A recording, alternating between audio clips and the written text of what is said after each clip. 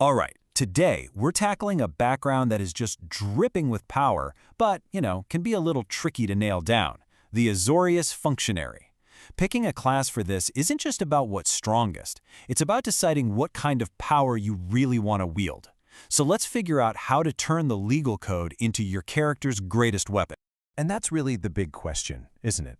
We're not just building another adventurer here. We're building an agent of the system. We're building someone who gets that in a world of rules and cities, the sharpest weapon you can have isn't a sword, it's the law itself. So, before we even think about classes, we've got to get on the same page about what this background is really all about. This isn't your friendly neighborhood city guard. Nope. This is about embodying power, using systems to your advantage, and maintaining absolute control. Getting this core idea is absolutely key.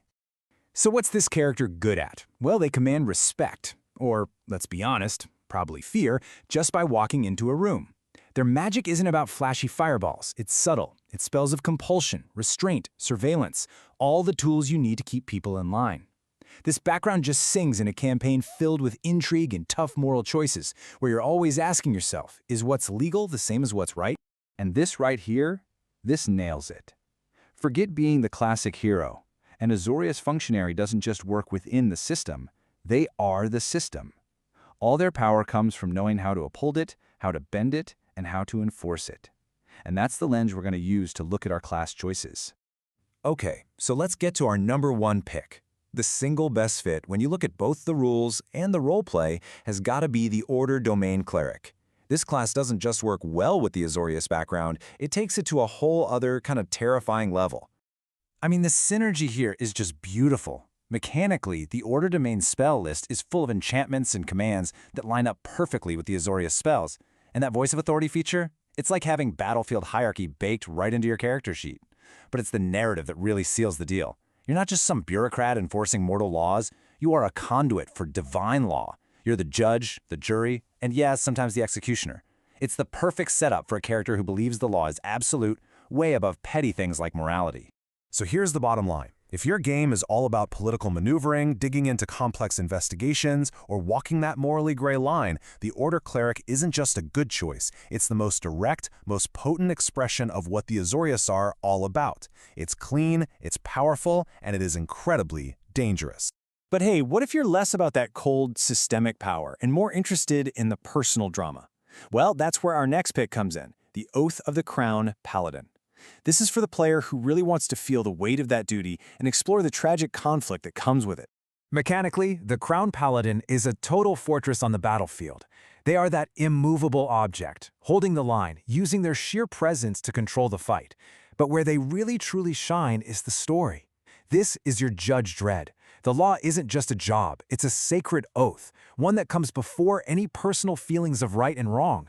And that creates amazing potential for internal conflict, especially when the law fails an innocent person and you have to choose between your oath and your own conscience.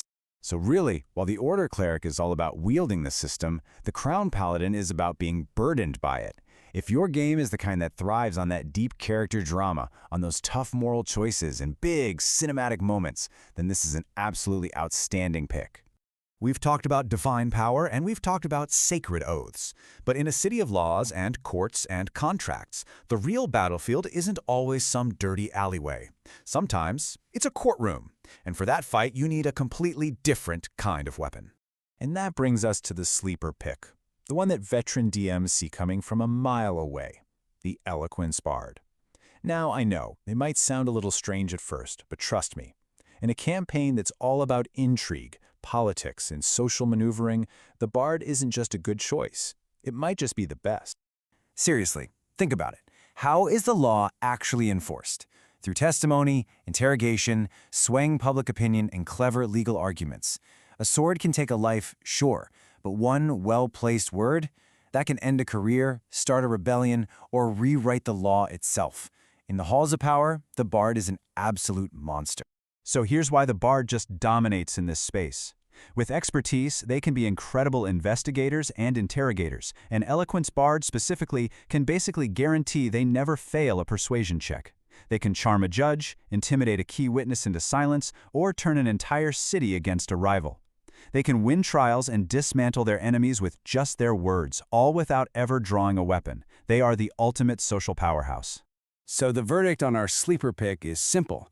If your campaign is heavy on things like trials, political games, and investigations, the Bard isn't just viable, it can be way more effective than the other two.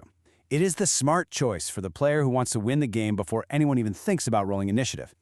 Okay, so before we wrap things up, let's have a quick chat about classes that, well, might not be the smoothest fit. Now, this isn't me saying you can't play them. You absolutely can, but they're going to create some natural friction with the background that you and your DM should probably talk about.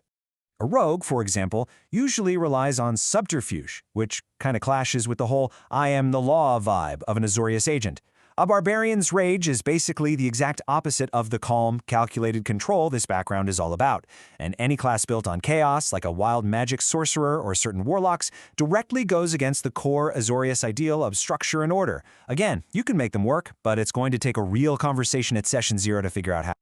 All right, let's put a bow on this. We've looked at 3 incredible but very, very different ways to play an agent of the law. And really, your choice just comes down to the kind of story you want to tell with your character.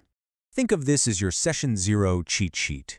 If you want to be the system, to wield the law as this absolute terrifying force, you pick the Order Cleric.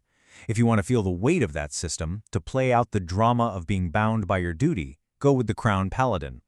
And if you want to be the smartest person in the room, manipulating that system from the inside, then you play the Eloquence Bard. The Azorius Functionary background hands you an incredible amount of power. But whether you use it to become a righteous judge, a tragic enforcer, or a manipulative politician, well, that's entirely up to you. The law is just a tool. What you choose to build or to break with it is the thing that really matters.